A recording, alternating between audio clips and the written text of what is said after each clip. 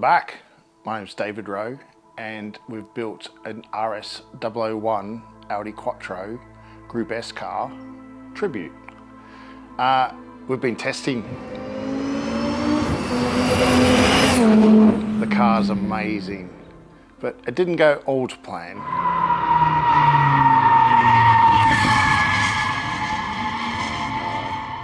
But we'll follow that later on.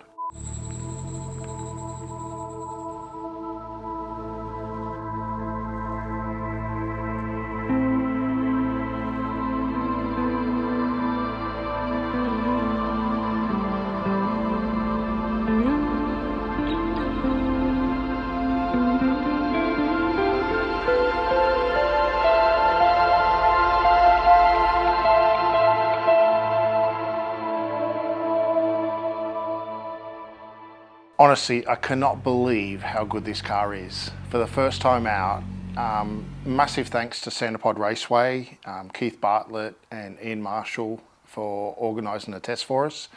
And we went down to Centerpod Raceway in Wellingborough, here in the UK, just to run the car in a straight line, you know, bed the brakes in, check the gearbox, check the engine mapping, check everything really, just make sure, you know, nothing falls off, make sure nothing comes loose, you know, all that sort of stuff. Because it's with such engineering projects like this, they don't always go to plan, you know, and you have every intention to have all the good parts on the car and all this sort of stuff, and you know, and we have done that. We've bought like the best we could afford and the best available.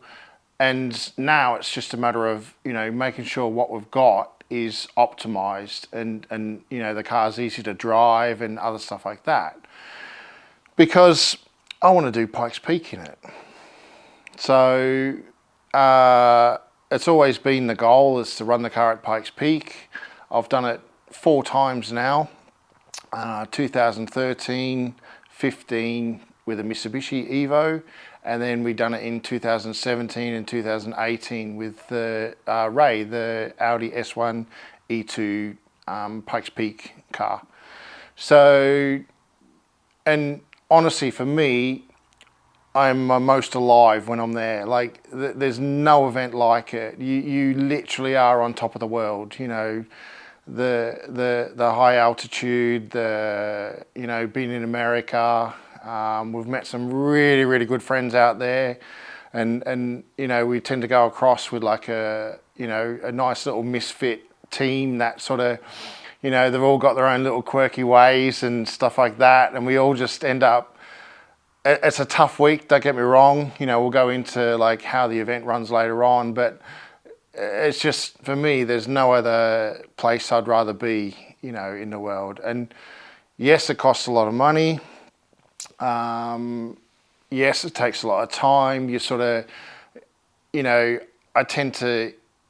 you can't not eat, shit and breathe, you know, Pikes Peak when you're trying to build up to doing the event, because it's such a mammoth task. You know, we're in England. We've got to send the car over. We've got to, you know, you can't buy Audi Quattro parts from AutoZone in America. So any specialized spares that we need to have for the vehicle, we need to make them now and take them with us. And so that's the plan, really. The next big hurdle is the budget. It costs a lot of money. I've done a bit of a man math budget here, and it's about 45 grand at the moment to do Pikes Peak in pounds sterling, not American dollars. Hold on a minute. Why is there no multimedia budget on that? We thought you'd do this for free, Axel. Cut. So this is a rough budget of what we have to do Pikes Peak, now with media included. Thank you. Yes, gotta keep the cameraman happy. So yeah, £44,820, including media. So it actually works out, because Pikes Peak's 12.4 miles long, works out to £3,607 per mile, or in dollars, $4,725 per mile to do the event. It's absolutely crazy. But you can't take it with you, can you? So, and you know, smiles per mile, I can't think of a better event to do, and you know, to sort of showcase the car and just, you know, have a crack with our mates over in America and stuff like that. So I've got a small team that's going to come with me, and there's a lot of jobs that we need to do, you know, so we need to have people that do tyres, fuel, mechanic. We need to do, you know, organising, you know, sort of food for the crew. You know, like there's lots and lots of roles. You know, we need to do logistics for sending the car out. We need to do, you know, there's just lots to do. You know, we need to organise spares, all that sort of stuff. So that'll all come, and you know, we're actually going to do a bit of a series for you guys to sort of show you how we actually go across and do it, and what we sort of do to develop this car, because you know the build series has gone down a real treat, and everybody's been really engaged, and a lot of people enjoy this sort of content. So you know, I'll show you sort of behind the scenes of what we've sort of done already from the last test, and what I think we need to improve with the car going into this event, really. So we haven't got long to go because I'm not rich. I can't fly the car out to America. We have to send it by sea in a container. So really I need to get my ass into gear, because the car's got to leave for America in sort of March, early April time. And so that will give the car enough time to get over to the States, and then it's got to travel inland to Colorado to do the event. So that's the plan. So budget-wise, I think I've got about 20 grand at the moment to sink into the project and the event at the moment.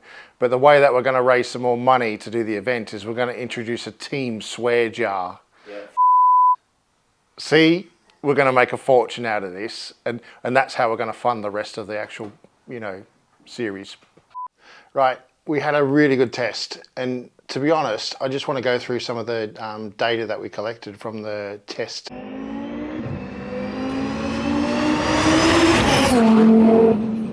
We have a Motec engine management system and Motec data logger on the vehicle, and we're actually recording quite a lot of sensors, and we just want to get prepared to get the car ready for Pikes Peak, basically. So I'll go through some of the bits and pieces that were found from the first test, and you know, you might find it very interesting. So here, this is essentially all the pressures and temperatures that we've got. And one of the things that we're a bit concerned of being a mid-engine car is air temperatures. And that's purely for like a performance point of view. So because the engine's in the back and the intercooler's in the back, although there's like quite a lot of ductwork on it, you know, we need to make sure that we've got a decent air temperature in the engine. So that will have, you know, good performance, and then, you know, it would sort of like last the distance as the car gets used more and more on an actual particular run. And so you can see here we've got inlet air temperature, and we've got airbox temperature, and we've got engine charge temperature. And the charge temperature is based on the difference between the actual airbox temperature, or the air temperature going in the engine, and the air temperature, air temperature that is going into the turbocharger, then goes through the intercooler and then into the engine. That's how you receive the charge temperature.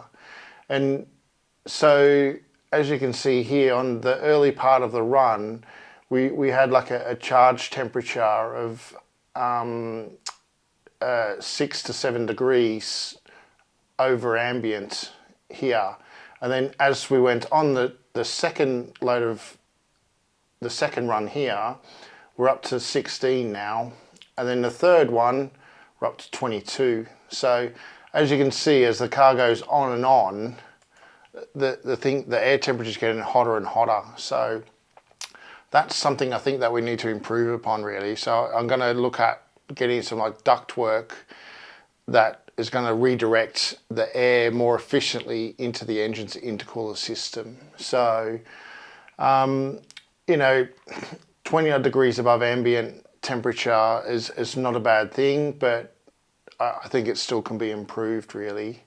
So that's working well. And another thing that we've got now is this is the actual engine's oil pressure readings, and you've got a 3D graph here. So this bottom axis is engine speed, here is engine oil pressure, and all the samples that you see across the graph here are the oil pressure readings. And so we've done quite a lot recently after the dyno that we made to reduce the oil pressure, because we just had a bit too much, if I'm honest. So, you know, we've got the oil pressure at sort of 7,500, you know, round about the 6.5 bar. So that should be okay, I think, because that was with the oil temperature of about 50 odd degrees as well. So looking at it in a histogram is really good for this type of sensor, because this sort of shows you that you've got no oil surge in the system as well. So if you were to see any samples down here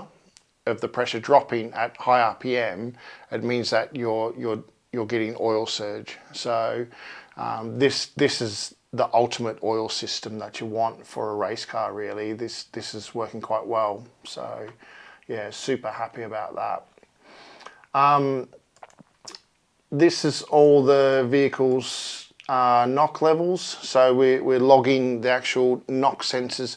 We've got 2 knock sensors on this vehicle, and we allocate which cylinders they sample from as well. So this is great. We've got no knocking or any sort of pre-ignition on any of the cylinders, so we know the ignition timing is nice and safe as well. So one of the cool sensors is the turbocharger shaft speed, and one of the things that we want to do to the vehicle is we want to have the most power available and the most engine response available from the turbocharger for the power level that we want to achieve for the car. And I think the car feels lovely around about the sort of 750 horsepower mark. So I'm going to try to run the car with 750 horsepower all the time when it's at Pikes Peak in the high altitude. Now, one of the things that you have to do and to consider when you're running at Pikes Peak is, with the thin air, is the turbocharger speed will increase. And so at the moment we've got about 112,000 shaft speed on the actual turbocharger, given the speed that we're at. And then if you look here on the turbocharger compressor map for the turbocharger that we're running, basically this sort of puts us round about here in the compressor map. Now we're nearly at the limit of the choke line of the turbocharger. So we're kind of in the old car Ray, we probably had about 10 to 13,000 RPM increase in turbocharger speed to achieve the same power levels when we were at Pikes Peak last time. So I'm not sure if this turbocharger is going to be big enough, to be honest. I think we might have to go to the next frame up of turbocharger size to allow us to do it. And it's a good and a bad thing, because, you know, like, one, we want reliability. Two, you know, we still want, you know, performance, really. So I think we may end up either trying two different size turbochargers when we're at Pikes Peak. just to see how much power level that we could actually achieve while we're out there. Because you want reliability. It's all good saying, you know, like, yeah, just screw the boost up and send it. But what happens is when you reach a turbocharger's critical speed and overspeed it, the poor blades, you know, they touch the side of the housing, and then poof, it'll just piss on your chips, really. So, you know, and then you'll stop, because that's what happens. And so, but with this turbocharger that's on the vehicle, it actually works really well. So if you look at this RPM histogram here, or engine histogram, basically anything that is a color above green is we have turbocharger boost pressure. So when you look at that in the RPM band here, we've got decent turbocharger boost pressure and power above 4,500 RPM all the way up to 8,000. Okay, so I'm really hoping to run this turbocharger at Pikes Peak, because I think this will give us the ultimate in performance that we are going to achieve. Now, another thing that we have, which may need some addressing, is our gear ratios. We're probably a little bit too tall geared for Pikes Peak at the moment, because you don't actually have a massive top speed for that type of event. It's you know, there's a lot more like hairpins, low speed stuff, you know, and there's only 2 spots where you do lots of speed. So I wanted to have the gear ratios in the car so that I probably was doing less gear changes than I was with Ray, because with Ray we actually do 210 gear changes on a run of 12.1 miles, and for me it's a little bit too much. So you know, the less time you spend shifting, the more time you spend accelerating. So I wanted to have the car geared more for a 5-speed application, so that way I could use the torque of the engine and the acceleration of the vehicle to sort of, you know, get me out of trouble, and also that will allow me to do less gear shifts, and I'll spend more time accelerating, and then in theory it should be quicker. So that's my theory anyway. These couple of channels that we've got here, we've just got basic RPM here, throttle position, and we've got vehicle speed. And where the cursor lines up here, this is basically really what sort of minimum speed the car will achieve on the hairpins and stuff like that. So if you look here, we're 4,595 RPM, which is perfect. So we should have decent boost pressure by then, and the car should have good acceleration there. But what we see here is when we're at sort of maximum speed, we've only done 1 second gear, 3rd gear, 4th gear. So really we've only got a 4-speed at the moment. So that's usable at Pikes Peak. So I think we probably need to make the car a 5-speed, you know, 5 or 6-speed for Pikes Peak. So that way, you know, we have got decent RPM power band at all gears, or sorry, in all RPM, all gears, all speed zones. So that way we're not either over revving the engine or under revving the engine to, you know, try to make the car produce power. So yeah, a few little things we need to work on, which is fine. For first time out, we're kind of, you know, good. We sort of had gear ratios, you know, sort of planned to do multiple things with the car. So, you know, it's not a bad thing. We could just change a set of drop gears in the transmission system as well, and then we could that will change the ratios. So yeah, super happy about that. But the joy of, you know, this sort of setup, you know, and the Motec data is like, you know, we've got plenty of information that we can sort of absorb from, really. So, you know, we could look at all temperatures, pressures, make sure everything's okay, and then we can sort of hopefully develop the car quickly and efficiently, and also run the car properly when we're at the event as well. So yeah, looking forward to it. Right, before the comments start, this is not my Ducati. So yeah, but anyhow, it's a lovely thing to have as a backdrop anyway. So, and actually it could have the rest of the Pikes Peak budget if we did sell it as well. So, But anyhow, thanks for watching. Super positive about the last test, or the first test. Next is to get some corners involved. So if the weather's really good, we want to get a circuit booked, whether it be like Blyton Park or Anglesey or Pembury or something like that.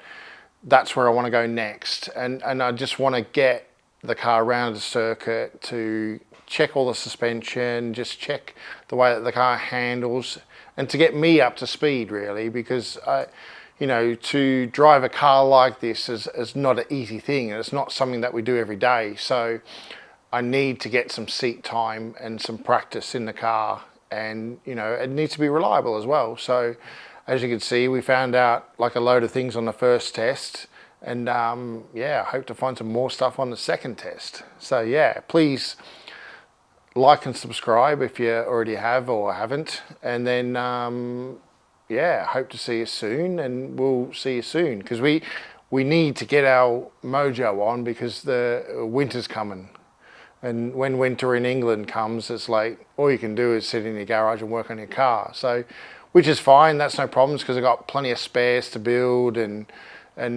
other bits and pieces to do, and need to earn some money to pay for the budget, you know. So there's lots of things to keep doing. So yeah, we'll put out some more videos on the lead up to Pikes Peak, and yeah, make sure you like and subscribe, and see you soon.